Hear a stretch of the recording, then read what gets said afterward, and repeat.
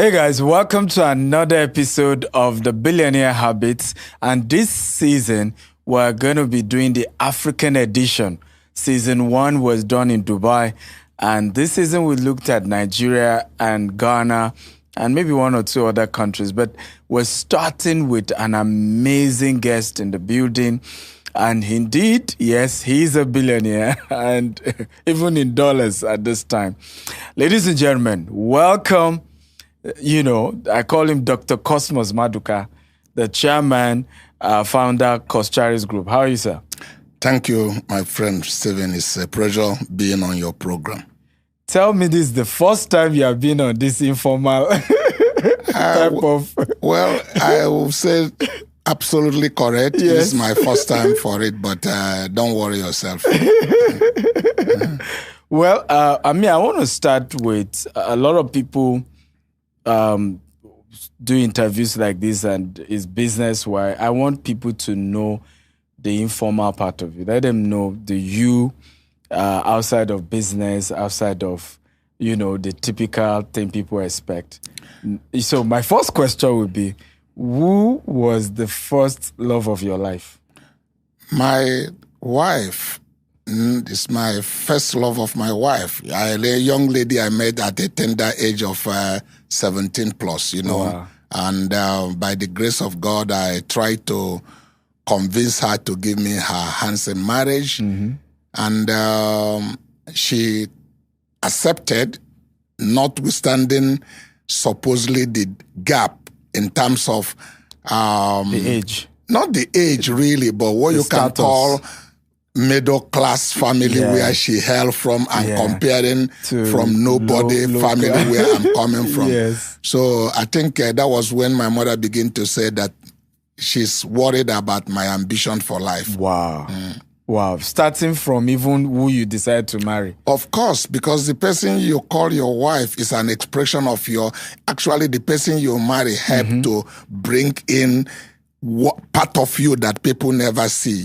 Because a wife should be a reflection of the husband. So the lady you give hand and said, I marry you, should be the kind of person you want to be. You wanted to extend yourself through that very person. So there are part of you that nobody sees. But when you make a decision of a man you are going to hang out with as your husband, or a lady you are going to marry, that bring part of you that we do not see, that this is who you are. What do you think made her to say yes to you?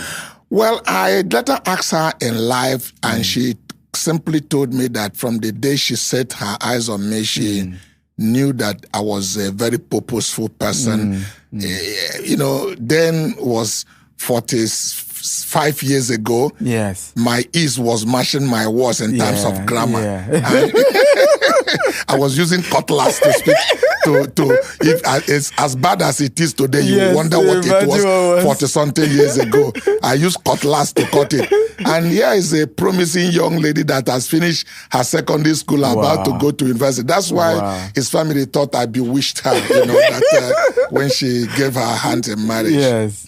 So for you, how were you able to evolve? If I watch one of your clips where you said you noticed people were mocking your grammar and you kept speaking it. Yeah, sure. And of course, you have improved so greatly. Yeah. Why is it important for you to do that time? It's natural. The way that practice makes perfect is not restricted on a one subject. You never rode a bicycle. You start, you fall, you get up. Yeah. So a lot of people measure nobody measure on how many times you make mistake. What people want to see is the consistency of your improvement. Yes. And they will encourage you. We have grandchildren who walk and fall. Have you keep on counting? You fell 5 times. You fail. No, you just see that effort. One of my grandchild, I'll just give him my left hand. He will held it like this, going like breeze is blowing him. I'm so happy that he's making effort to walk. Before you know it, 1 month, 2 months, his feet is getting more stronger on the ground. So that's how life is practical.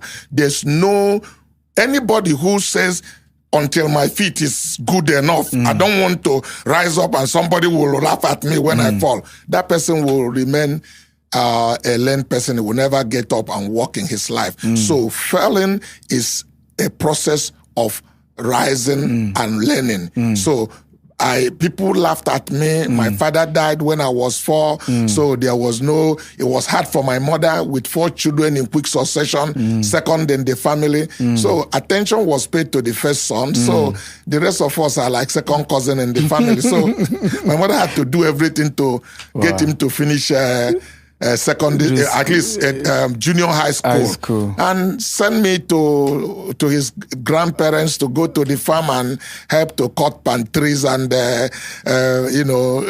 all those kind of stuff.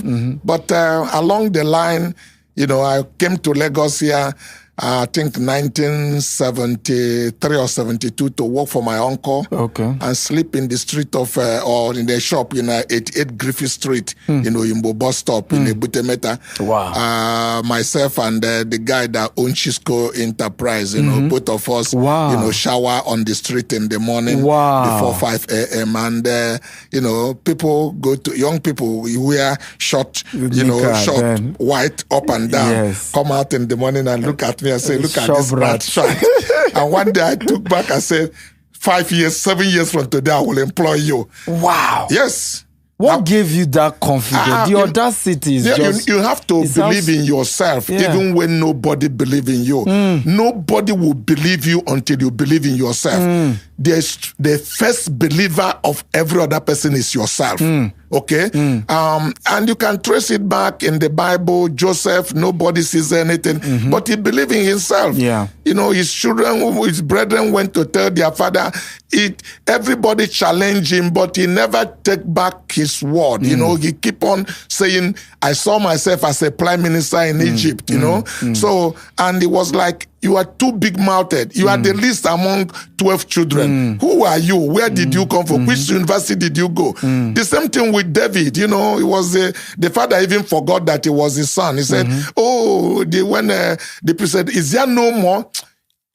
He was thinking, there was this one that followed sheep. He said, go and get him, because that's where the Spirit of God lies. So I've always believed in myself, even as a child, This is even before you gave your life to Christ. No, this is even before I gave my life to Christ. But of course, when I became a Christian, I got the laws of God, which is the foundation.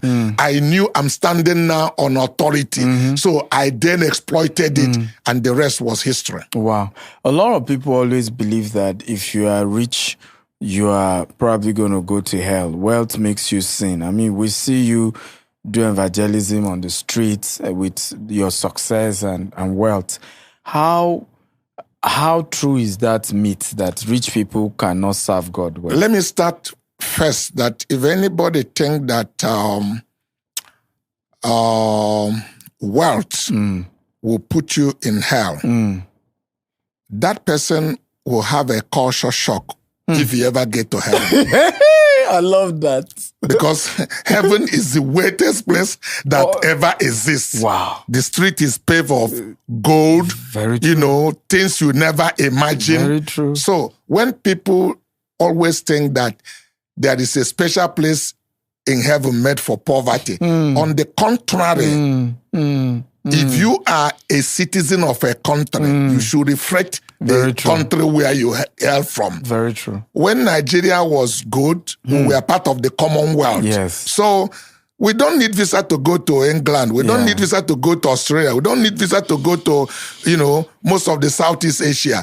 Why? Because the wealth of our country is reflected in us, and we get part of it. Yes. So, but when the wealth is no more common, everybody has to answer his father's name because you need to now get a visa and queue up. The real truth about it is that if you are a kingdom citizen and you understand that you're a kingdom citizen, it takes you to another level to know that poverty is not a culture of heaven. And let me put it this way so that people can understand. The word poor does not refer to people who lack. Wow. The word poor refers to unproductive people. When you say you are poor, it means you are not, you are unproductive. That's the common word. But a lot of people have misconstrued that grammar, that when you are poor, it means you are lack. No. When we talk about country. They measure their, wealth. They say these are poor country. It's because of what you produce as a nation in the gross production of that nation is not meeting up. Then they refer you as a poor nation, not because you lack anything. That's powerful. I mean, that's really powerful. And looking at nations, you have, because a lot of people think that the Coscharis Group is just a Nigerian group. You have expanded to Ghana for over 30 years. What other African country, and what's the African vision? Why expand beyond Nigeria? Well, it was clear to me when I started where I wanted to go. It was like a journey of voyage. You may not see clearly all the routes that will take you there, but I saw the end before my journey. And that's what vision is all about, okay? Yeah. I wrote a vision that will portray Coscharis, and I said Coscharis will create excellent product and services to their customers, giving them the highest value for their money. Yeah. And will plow back resources into the campaign by growing stronger and waxes into the future. Yeah. And so it was never a journey of one day. It has always been clear to me that I'm going to go places. But a journey of 1,000 miles need to start from one place. So we then started in a very informal way because my boss gave me 200 naira in 1976. Yeah. My senior brother said, leave it and let us go. I asked him, do you have anyone to give me when we get home? He didn't have any. So I said, why are you asking me to live with this one? Yeah. I looked my uncle straight into the eye. I said, Uncle, I served you well. I worked for you with all my heart. Why are you treating me this way? You gave me 200 naira. Do I buy a carton of plug? You're supposed to set me up. After 6 years of apprenticeship, you need to give me a store, put merchandise, and give me capital. Now, what do I do with this? He said, whatever you want to do, do. I looked him straight into the eyes, eyeball to eyeball. So you talk about my confidence. Yes. I said, Uncle, make a note. 5 years from today, if you had who I am, your head will be spinning. It shook him. There are things you don't expect 15 years boy to say. Yes. He turned back and said, well, I know you will succeed. I said, thank you very much, because that is what I needed for him, that blessing. At that point, I told my senior brother, let us go. And we went and teamed up and formed a company called Maduka Brothers. Within 3 months, we started defiling in ideology. The same thing that appropriated me. I said, look, we're going to create an institution. We have to incorporate our company. My brother said, incorporate. How much do we have? Exactly. These people, when people have made money and become wealthy, then they that time we have tradition that they share limited. They become, how much do you have that you want to incorporate the company? So, based on that ideological difference, within 6 months we parted way. Wow. He went his own way and I went my own way. And I continued my vision keep on driving me. I cooperated my company, went into importation and trying to achieve the goals I set for myself, because it was clear. What were you importing then? It was the first thing I imported was motorcycle spare parts, Winker switch, that's the light for Honda 175, and then the gear pedal for Honda 175. These are my two first consignment that I imported from Japan. The truth is that I had a clear vision where I wanted to go, because before I turned 15, I wrote 5 things I want to accomplish by 21 and hung them on my bed. I lived a purposeful life. Okay? What were the 5 things? I wanted to live in 3 bedrooms apartment of my own before 18 years. Wow. And by 17 years, I was not living in my parents' house. Wow. My senior brother was still with my mother when I moved into an apartment. Wow. The second thing is that I want to have a wife by 20. Wow. You people get married early in those days. Yeah, no, it's not about getting married, because traditionally in my place, nobody got married by 20. It was true. completely out of norm what I did. But you see, a vision is something you see. It's not a collective thing. Your own vision drives you, and you are not living for people's approval. You are consumed. I am passionate about it. To have a wife by 20, I beat it by 3 months. Wow. September 23rd, 1978. Yes. I took a lady to altar. I turned 20 on December 24th that year. Wow. Under 19. I was under 20 years when I got married. Wow. Okay? Number 3. I want to have a son by 21. Not a child. I say a son by 21. Of course, I made love to my wife. But God knew that these 2 babies cannot be making baby. And shut the womb. Wow. And waited. My first son came when I was 26. Wow. Wow. The fourth thing is that I want to have a car by 23. Wow. By 22, I bought a Volkswagen Passat, blue color from Mandelas with 3,000 kilometers. We need this picture. I would love to have all this. So you need to have seen the picture of it. So by 23, I own my own car. And then I wanted to be a millionaire by 25. Wow. And I made my first 2 million United States dollar at 24, not at 25. The rest is history. Hey! So you have to be clear about the goal and then really let it be your consuming passion. Yeah. And for you to know how serious this is. This is serious. When I was 23, my wife was in the front seat of my car. My mother was at the back. And I was driving, going a journey. When this thing comes to me, I speak like a man who is really deaf and dumb. I suddenly said, time is running out on me. My mother said, what's the problem? I said, 2 more years, I will be a millionaire. My mother said, Cosmas! I said, ma. He shouted again, Cosmas. I said, ma, when my mother called you 2 times like that, you know there's trouble.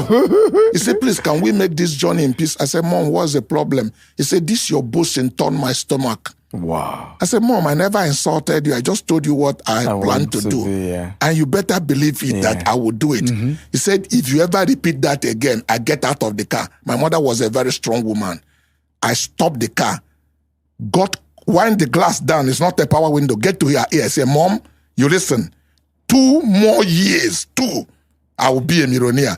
You want to get down? He said, of course. I opened the car. My mother get down. I bang the car, start the car. My wife said, are you out of your mind? That's your mother. I said, if you want, I also drop you. I drove away. I never went back to pick her. Jesus. But my mother enjoyed the money. I bought her a Mercedes 190 those days, which is really a lady's car. Wow. And she was a good driver. Wow. She lived to see it. It was not a history, a story. Did she ever look at you and say, maybe I was wrong, or try to explain that why she was the only thing she told me later is that she has always felt concerned who I was. I said, by how? He said when she was pregnant about me, that most of the time he fought with my father. Wow. But the surprising thing is that I wasn't born exactly at 9 months, because I've asked her, why didn't you wait for 1 more day? He said, because you were in a hurry to come out. Because I was born in December 24. So I was asking my mother, why didn't you wait 1 more day? So that it will be Christmas, I have birthday with Jesus. He said, because you refused to wait. You were in a hurry to see the world. Wow. So in that discussion, my mother said that what frightened them is that in 6 months I started walking. Wow. I said, no, that cannot be. That's what my mother told me. Whether it's true or lie. My mother told me in 6 months, I started walking. So they became really afraid that there was something extraordinary about me. Wow. So, these are stories you are told you never did. You cannot say what the truth is. The only thing is that I knew that by 14 years plus or 15, when I came in contact with the person of the risen Lord Jesus Christ and met him as my savior, my life was totally revolutionized because I had a clear sense of purpose, why I am here on earth, who I am, and what I am here to do. So from that time, I never want everybody to be my friends. I started choosing my friends, okay?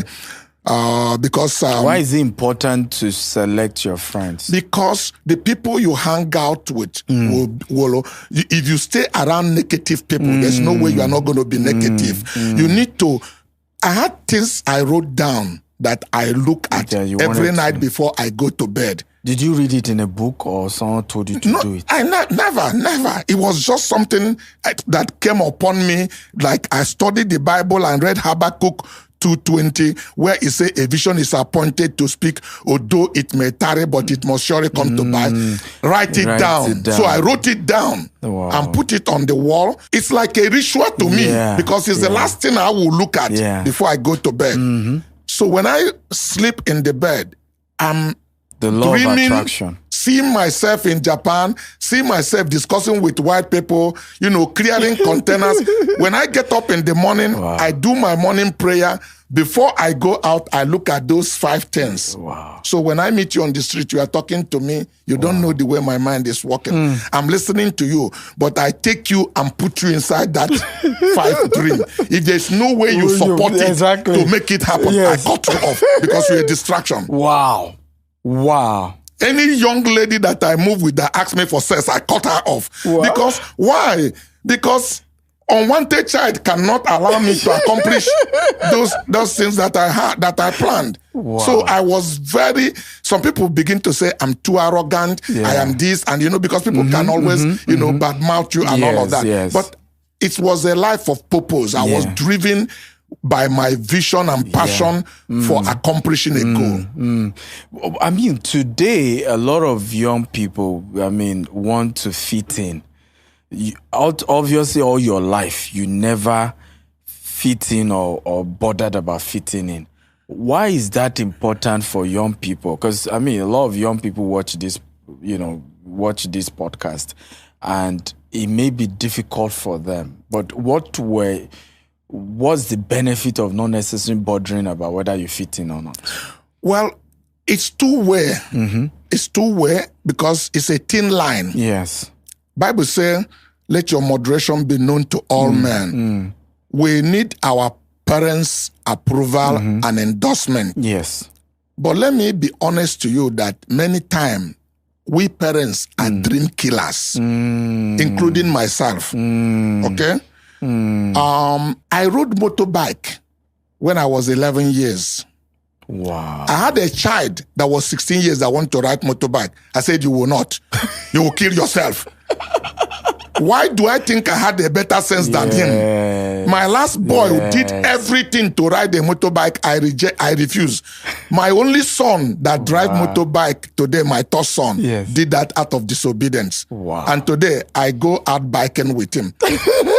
I have BMW 7 1600cc, Suzuki 1300cc. So he drive my Suzuki. Now we go out road together on weekends and things like that. But so you never.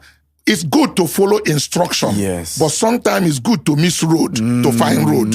If you never miss road, you never discover road. At least if you miss road, you know there's no road in that place. That is a dead point, and that will bring some sense into you. We try to micromanage our children so much, try to do this. That's what really happened with many parents. And then at the end of the day, you see that child that are born in average family, where the parents are taking good care of him, always standing on the gap, not willing to take risk. Life is about risk. Very true. At the end of the day, the parents will say, be careful. We have done everything to raise you up. We do this for you. Don't blow it away.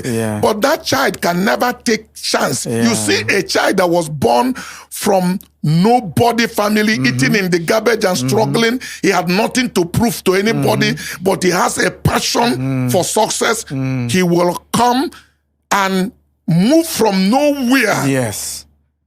Life itself is a school. Yes. Because a lot of people like to tell me that I've not been to school. I've been to University of the World. Come on. And I graduated with distinction. Come on. And if you don't like my degree, you cannot quarrel with my results. Come on. The way I love to put it is that, result terminate insults. Yeah. Powerful. So are you saying that failure is not the opposite of success, but it's a pathway to success? Absolutely. You learn something if you are willing to learn. Every mistake you make in life is a school. If you learn from it, you will improve. But if you continue to make the same mistakes, then you're a big fool. mean, this is really exciting. Recently, you expanded to Japan. Yes. And you took the company and made it wasn't profitable. In 6 months, you turned it around. That's correct. Can you tell us more about that? What's the company name? What did they do? And how did you turn it around? Frankly speaking, it's one of my life dreams. I have several life dreams that I wrote down, because people think things just happen by accident or by luck. No, not at all. Remember that my uncle gave me 200 naira in 1976. People don't know that it used to be that when people are taking pictures, if I come there, other people run away because they don't like the way I dress. I was nobody that nobody want to associate with. Wow.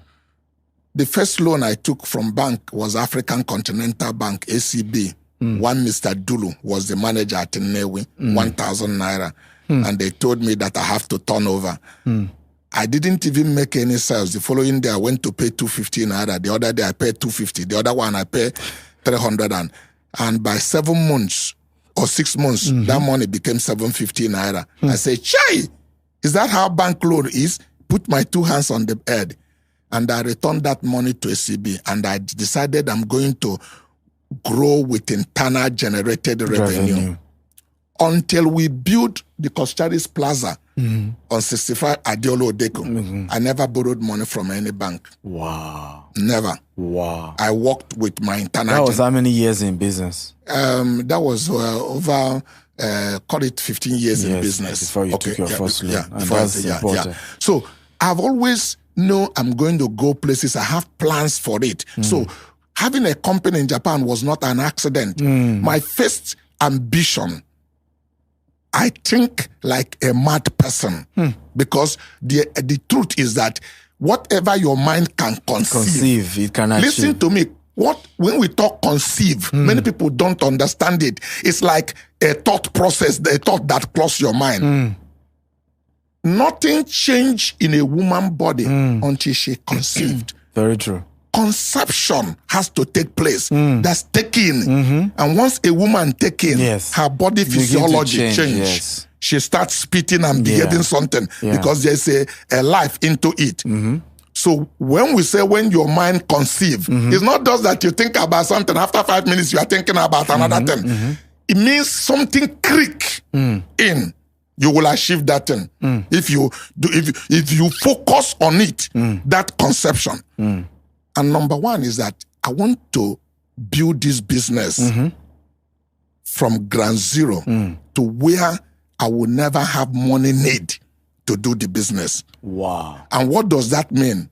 Wow. I wanted to raise my business where I can borrow money from Nigerian's bank on a negative pledge.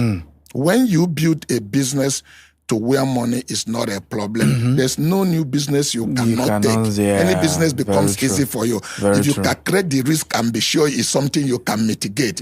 So that's where people begin to think I had a machine that mint money or print money. No, it's just that people trust me with their resources and things like that. So from that, I could expand my business, from automobile, from selling automobile component, because other people really don't know what our business is. People thought I Coscharis sell Rolls Royce, sell BMW, sell Jaguar Land Rover, and all of that. No. What percentage of the empire is the car business? Frankly, the car business is less than 20% of our business. Wow. Yes, of course. Our real business is that we are pharmaceutical of automobile. I don't care. Any one of you that drive car in Nigeria is my customer. Wow. You can't drive your car 1 year without me shopping your money. Wow. If you don't buy my plug, you buy my battery. If you don't buy my battery, you buy my masking tape, or you paint your car with my car. Wow. No, so you can't. It doesn't matter which car you drive. Wow. You don't know it's from us because we are getting it from third hand or fourth hand. But we are the pioneers of all of those things. So, so our real core business is pharmaceutical of automobile. Just like human being. Within 6 months, you go to drug shop and get some analgesic. If drive car, I am happy any day that there's no riot in Nigeria. A car is driving on the road. If you even had an accident, that makes it better. I mean, so the Japan business, is it automobile? It's automobile. Parts? It's automobile. It's automotive component. It's Okay. a company that is OEM, that deal with the manufacturers that produce for Toyota, that produce for Honda, Nissan, and the rest of the 10 that export in other part of the world that we took over. Wow. Yes. So today Toyota is your client? No. Today we are direct customer of the manufacturer that makes for Toyota. Hey. So the same, we are not buying from Toyota. When you get the parts from Toyota, there's already about 40% markup on it. Wow. But we buy from where Toyota buy. We buy from where Honda buy. So that's why we can be competitive. Okay. So then this But the company was struggling before you bought it. Yeah, sure. So what did you do to turn it around? Of course, I've always have an idea. This is something I've done all through my life. What it takes to run business is to be sure you get the right kind of people, do proper planning, and then support the business where it's a little weak financial with all of that. So we put all those indices in place. In the first 1 year, we broke even. Wow. Yeah. 1 year. 1 year. Wow. I earn salary in Japan today. I have, I'm working on my residency. Now it's not yet, but I pay tax in Japan. I have my medical card in Japan, which I've been to hospital. Technically, you're Japanese already. Sure. I'm trying to blend into the system. Wow. I mean, this is exciting. Nobody has done this. Yes. As manufacturers are concerned, there had never been a foreigner anywhere in the world that came to Japan and take off a business of OEM. We are the pioneer of it. Maybe some people will start to get the idea in the future to do what we did. Many people cannot believe that it is true. Have you gone to maybe a business school? Because this depth of business knowledge. I have been to a business school. I've been. But it's not the business school of Harvard or IMT.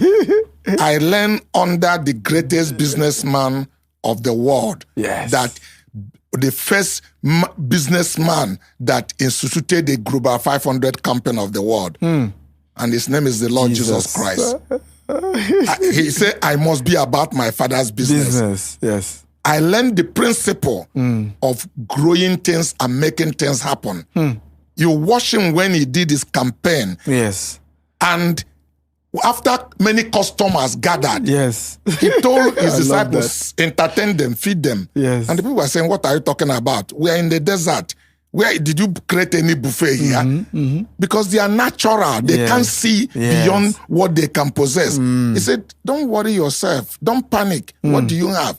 Said there was a young boy here with his lunch box, 2 pieces of bread and five rolls. He said, bring it. He showed it to the creator. An atomic energy coming to it. Cook bread and fishes. He gave it to his disciples, teaching them delegation, because he could have done it by himself. I said, give them to eat. As they were giving the people, it was multiplying. Yes. And after he fed them, when your customers are happy, you don't need to look for them. The following day, this guy jumped inside bush looking for Jesus everywhere he is. Customer entertainment. Yes. In the same virtue, he taught them administration. Because before he gave them to it, said, sit them in 50s, sit them in 60s, sit them in 70, because he need to number them. He moved into another skill, financial management. When they finished, avoid waste. Don't allow anything to waste. Pick the crops on the ground, put them together, and 12 baskets were filled from what fell on the ground. Wow. What is the Lord of creation looking from things that fell on the ground? But he's trying to tell you how Nigerians are living with wastages and mismanagement. Anything you mismanage, you will never be able to build it. So I learned from his school. Because when Joseph went to Egypt and provide solution, what need to be done to avert poverty from the fellow. Fellow knew clearly that this does not come from University of Egypt. Must have come from another intelligence. So God don't give you cash. God download ideas in you. Look at people who have made difference in the world. Yeah. It is a creativity that they have developed that makes them money. Yes, if you're able to solve problem, money will follow you. Money is a reward for problem solving. So money is like a tennis game. You win point when you serve. You make any point you lose at your service point, you will never recover. So if you are losing point in service, you are going to fail. You are going to lose that match. So when you serve your customers, when you do business, whatever you do, score point at that point so that you leave an impeccable impression on the person you deal with for reason to come and look for you tomorrow. Wow. So that's what differentiates us from other people. Powerful. My next question would be, the young ones feel that a lot of young people have an issue with the older generation. Those who are poor feel that, well, it was, your generation that ate their own life and your own life together. Children of the rich feel guilty that they just arrived at affluence. A lot of them even wish maybe they had opportunity to struggle and are wondering whether they deserve what their parents are leaving to them. What is your advice to younger people coming up who have all these sentimental feelings? Just to let them know that success is not a lucky break. That success is predictable. Okay. So it's not by luck. It's not by luck. If you understand the principles of the law, success does not segregate. It doesn't know whether you're a Japanese or you're Nigerian. If you follow the laws and obey them, you will gain success. Are you saying even in this today Nigeria, a young man watching you, 17, 15, 19, can still become like you 40 years from now? Let me tell you that many young billionaires are being created in Nigeria. Some of them I have met and I knew. Some of them, people I have mentored, people who had listened to me. Now, these things we are hearing, it's not for everybody. 1 million people can be hearing me now. But 1 or 2 people can take something out of it. The same thing when you go to church, every sermon is not for everybody. This pastor is preaching, but there's somebody who is going to cut a vision from what he said and run with it. You see his life revolutionized. So what I'm telling young people today, because true to it, if I want to be honest to myself, the politicians of this country has never helped. But it is also not correct that the young people today has lost completely hope and confidence in the country, that only thing that come to their mind is how to leave this country, no matter whatever it costs.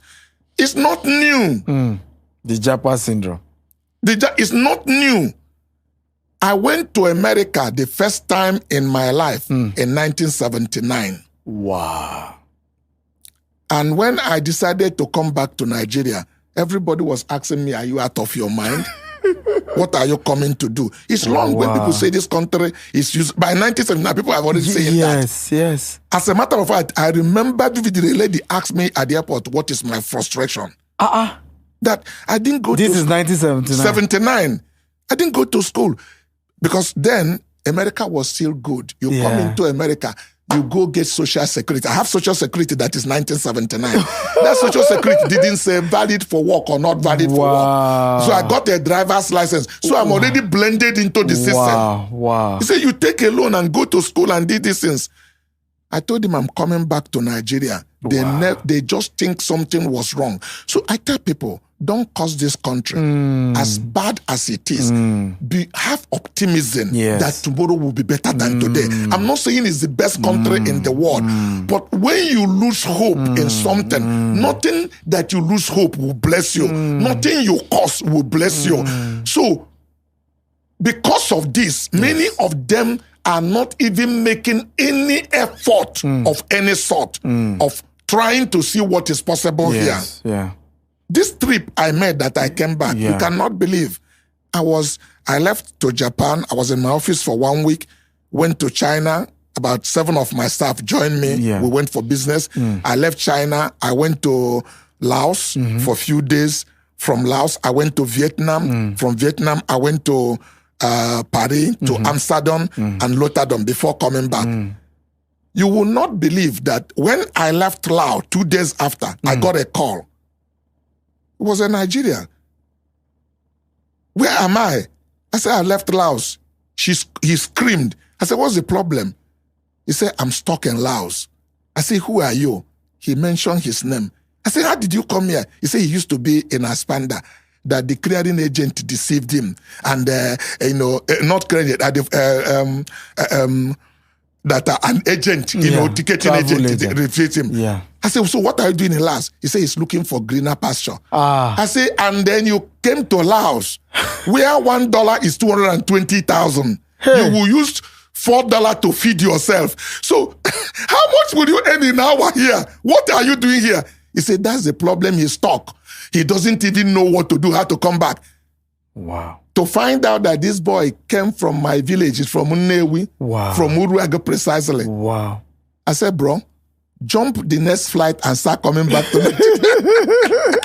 Jump, because when they tell you these stories, you think you just go there and pick money in the street. Yes. This is, I can never have believed in my life. Wow. But that's the level of desperation the Nigerian young people have to go out of the country believing that nothing happens here.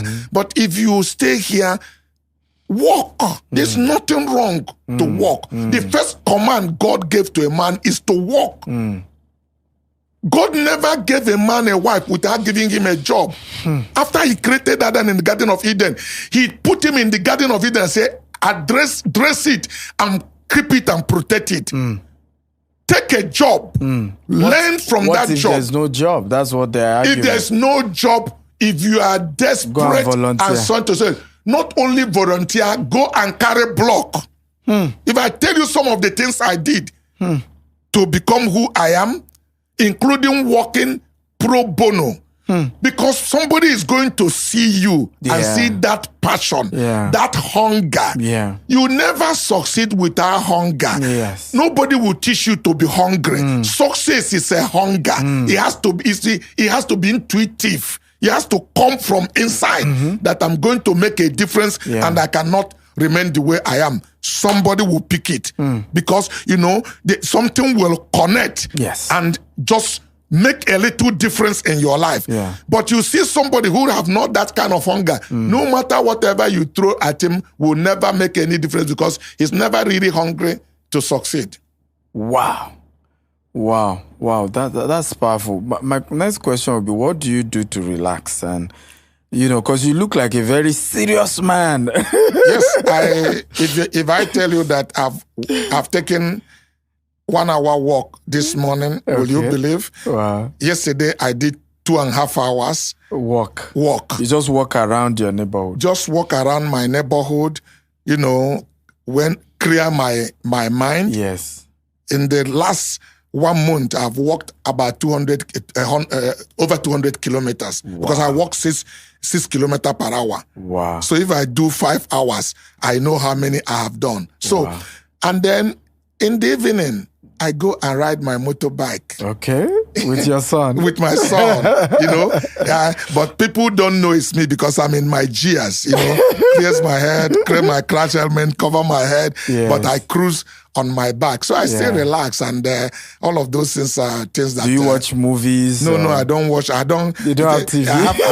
I'm a strange person. I raised 5 kids without television. Till today, I don't have TV in my house. No CNN, no cable TV, nothing. I don't watch television. My wife used to be my TV. So if I watch her. And she watched me. We watch each other, So I love that. Until it's broken. So that's the thing. I don't watch TV. Even, in fact, some people believe I'm a strange person. Yes, I said true. I've traveled now for 1 month and a half. Yes. And I've stayed in a hotel for all these days. Yeah. Not for one day did I turn the screen on. I don't know where the remote control is. I'm so used to it that it doesn't mean anything to me. That's right, yeah. Wow. I have things program that I had to do. I don't watch TV. So I don't watch soccer. You can be playing war soccer. I play ping pong. At the time you are playing soccer, after you tell me the result, because I don't want anything to make my heart ache. But which other game do you play? Do you play I tennis? play ping pong. I play table tennis. I used to be the chairman of Nigeria Table Tennis Federation. And that's why I tell people who quarrel with my result. I say, under my watch and my leadership, I took Chegu Toriola to England in Manchester. Wow. We beat UK. We beat United Kingdom in became a single champion in Commonwealth game. I took them to Australia in Melbourne, where I beat the whole Commonwealth in team event under my watch. I've been 5 Olympics. The first was Atlanta 96. The second was Athens 2000. The third was the first was Atlanta 96, Athens 2000, Sydney 2004, Beijing 2008, and London 2012. And I retired in 2016. So, what's the secret of raising great people? Because when you talk about, it's about believing in themselves, talking to people to believe in themselves, that they can no single person. That's what Henry Ford said. Living that is incapable of doing more than he or she think he can do. But an average human being limits himself. You tell him to do this, this is a wrong lady here. Let's tell this lady that she can jump up and say on top of this table. She tell you, is there a spring in my leg? Okay, let 2 lions drop here to eat her up. Before all of us, you see her hang on top of this place. Because date is imminent. She will reach her full potential. Something will release adrenaline in her that she will. When she finished, she'll be asking herself, how did I get to this? Is it true that it's me that did this?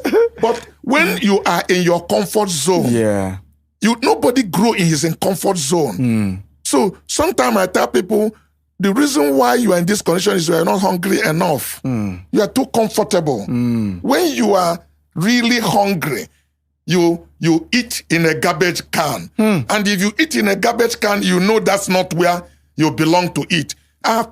Before I became who I picked black soap. I don't know what Yoruba people call it. I ate it. I thought it was a yam. Jesus. It was foaming in my mouth for 1 week because there was no toothpick then. I make it again. My teeth is foaming. Jesus. Because not that I put hand inside the pot to take food. I thought some yam fell on the ground where they did yam vegetable and pick a black soap and eat. If you do that kind of thing, you grow allergy for poverty. You don't want it. Hey, I like that. Yeah. You're allergic to poverty. Yeah.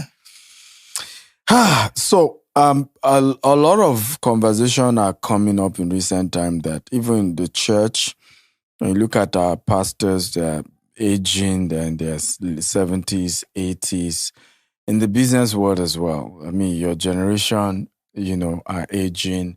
What is, one, your own succession plan, and what's the best succession plan that people at your level need to be thinking of?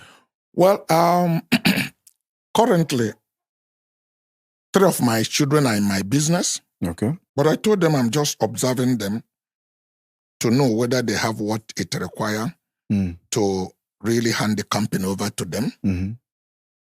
Because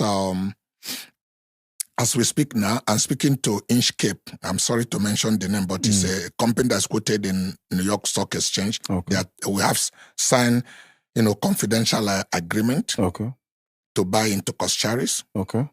But their prerequisite is that it must be 51%. Okay. I know. That's... Yeah. Everybody think I should not do it. Yeah. But I'm driven by value. So they've done a due diligence in us. I'm waiting for them. If they pay me the right price, I take the money. I'm being honest to you. But I'm also observing my children to know whether, because they are rich men's children, they don't have the hunger that I have. Yeah. And I will not blame them. Yeah. Because my father I didn't even know him. Yes. So I didn't even get bread or granite from my father. So why are you talking about, So, but they grew up, when they ask for 10 naira, we give them 20 naira. So they don't, so their hunger for money is not the same with the one I have. Yes. When I have to go and buy food for somebody, and then the money that I supposed to eat food that day, I save it, for future growth, just to make sure. So it's a completely, so make the expectation I have from them that is totally unrealistic. I must admit that to myself. But good kids. Yes, good kids have a very strong father with the discipline. I never allowed any of them to drive car until they graduated. They didn't, they went to Unilag. I didn't send them abroad. Make them go through the culture. My daughter is an American citizen, but I say you must go to Diaraba. Whether you stand up in top of toilet or whatever, you are Nigerian to be first and foremost. That this time for church, there's no driver. I said, jump Okada, come to church. Wow. When she graduated, you say, when I graduate, I said, I start you with a Chinese car. Drive it for 1 year.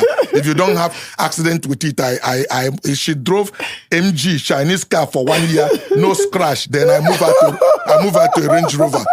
I'm very strict. So, train them without restriction. They are good kids, but the hunger I have, see, they don't have. So, but I respect them. None of them is involved in drug and anything, no whatever. Good clean record. So these are decent children by any means and standard. Okay, so having said all of that, I'm watching them to see, is any of them have the hunger to take the mantle of leadership? But successional plan is key for us in Coscharis. As a matter of fact, in December last year, I told them I want to quit the campaign. Wow. And now that I'm 65, I'm going to be 66 in December. So that I can watch and see the transition. They said, no, Dad, I said, I thought I'm blocking road for all of you. I thought you were already ready to run without me. It's good sometimes to, to know your value. Exactly. Everybody say I should stay. I said, okay, I'm staying, but please work hard the next 5 years because I can't come here with walking stick. Okay? So my idea is that I find something else that makes me happy with the gospel. I want to go tell people, young people, go to universities, teach and move around and, continue to be a fertilizer to the young generation. That's what I want to dedicate the rest of my life doing. So I gave this my best shot. Anybody who will judge me fairly will know I set unprecedented record. People are going to beat this record, but for now, nobody has it. Come on! So as time goes on, people will draw inspiration and beat it because I've inspired a lot of young people who are coming up doing something. So succession is key to if when I left, actually your quality of leadership is judged by what happened after your demise. Very true. So if there cannot be Coscharis after I left, then all the things I'm talking is garbage because I didn't practice it. I did not put it in place. So we're very clear about succession and it is a key in our organization. In fact, when I said I'm going to leave, I was not living on a team here. I was to leave for somebody to step into my position already. And it was clear in my head who the person would be and what the movement will be. And I can tell you on my honor that with or without me, Coscharis is a company I built. In the last 35 years, I've never signed check in Coscharis. Wow. Which is most self-made people. These are their most critical area where they can't give up. So I've learned the secret of trusting people and, empowering people to do something. Very true. My secretary, my PA, some of them are part of signatory to the account of Coscharis. So I empowered people to run the company with or without me. So that's why I can travel for 1 month and no business is stopped. There are people who are responsible for inventory and payment and they make sure it is done. So we build a successful organization that we are very proud of, that we can call Africa multinational and we are treated like that. Okay. So where we can borrow on a negative pledge and people who have done business with us have told other people that we're good people. Actually, people come today to do business. I say no. So I pick and choose who I do business with. So succession is key.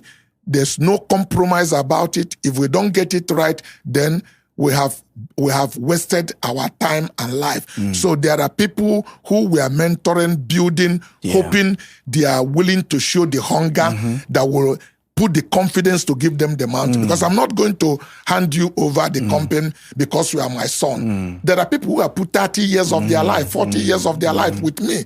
I can't afford to let those people down, okay? Because if there's no Coscharis tomorrow, their own family is crumbled. So I need to keep on that level of confidence they built in me and making sure that when I exit, my business partners are not going to suffer.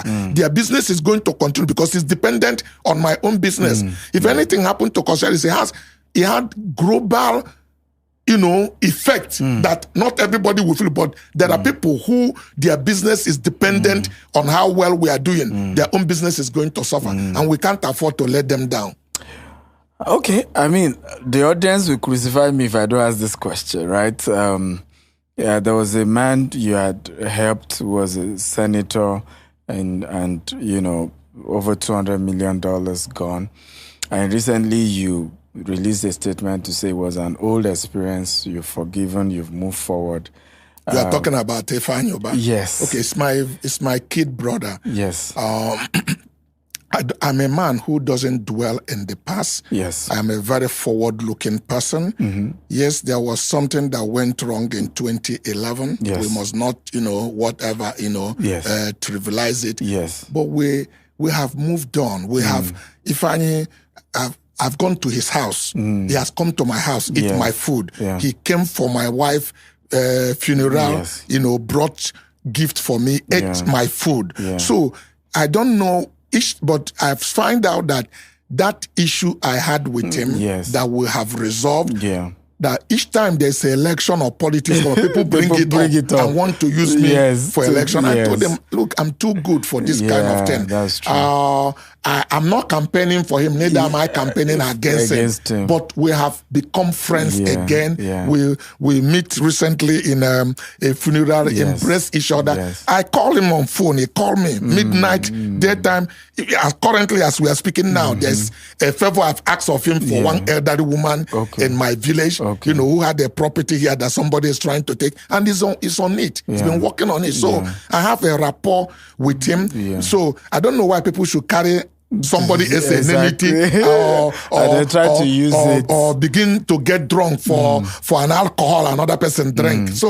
Something went wrong, but we resolved it and we've moved on. Awesome. So my final question would be about Stephen Akintayo, right? We met at the airport. I think that was the first time. Sure. Even though I was personally shocked because I saw you just on the shirt, and then I think your Bible and all that, no entourage, nothing, and since then the relationship has grown. What made you to give someone like me an attention? I noticed you intentionally hardly say no to any of my requests. What's the reason why? Stephen, what has happened is that,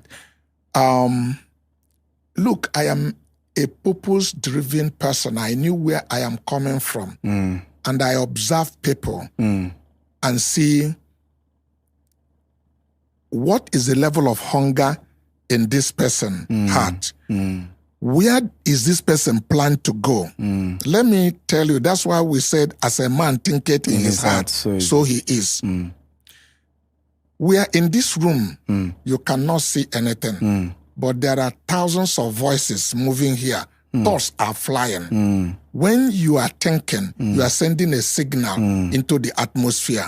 When another thinking that is in sync with your own will drop down. That's how people, these are laws of life that I learn that keep me, I will never, whether the whole Anambra State come against me to fight a Fanny, I will never wish anybody evil. I will never think anything wrong about people. That's how I keep my life clean. So I continue to attract good things and favor. Yeah. You must have my story about this young man called Stanley. Yes. That always fool around. And I was avoiding him like a plague. If I see him, I move. Yeah. But this boy keep on coming close to me, doing everything. Yeah. I said, I will never fall for this. I will never. One day, just coming down from Hilton Nikon, this boy met me by the step, grab my 2 feet, and fall on the floor. Yeah. I should lay hands on him. It was like embarrassing. I said, Stanley, let's go to the... He said, no, here. I said, let's get to the corner. He said, please, here. I want people to see it. Here. I said, no, I can't do this. He said, you are the angel of the God that I see you as like that. You could see the faith, the hunger. Yes. I lay hands. I said, God, create another Cosmas Maduka. This young man. I prayed my heart out. As I was praying, I felt a hand enter my... I held a hand. I thought it was taking something. He stopped 50,000 naira in my pocket. Young people like that will be expecting you to give them money. Yes. Yeah. But he learned some biblical principle. Yeah. A gift is a distraction to a king. The king is not looking for you to give him a gift. People have given me Rolex watch, guaranteed trust, and something like that as a Christmas gift. Some of them I didn't open them till after 5 years. I never opened the box where the gift is. A gift distracts a king. So you need to give a king a gift that will cut his attention. I entered the motor. I said, who is this boy? What did I do for him? How much does he earn? Why should he give me 50,000? This battle was in my hand. But it wasn't long. Friendship was born. We became friends. I remember driving from airport, coming into Abuja. My phone rang one day. Stanley called, Oga, please, do you know anybody in First Bank? I said, Stanley, what's the problem? Oh, I've been struggling. There was a young man who used to help me. We supplied diesel to Julius Berger, and that the guy had an accident and died. I had a contract with Julius Berger. Now I can't get the money. Can you introduce me to First Bank or anything? I said, do you have an account in First Bank? He said, yes.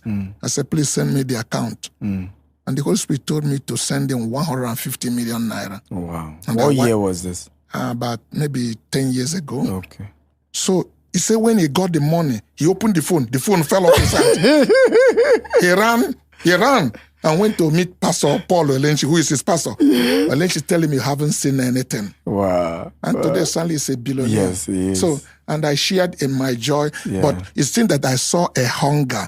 So there's something I saw in you. It was like very funny to me that it wasn't long. You asked me to speak and I speak on your event. You sent me a check of 1 million. I said, who is Stephen giving me 1 million naira?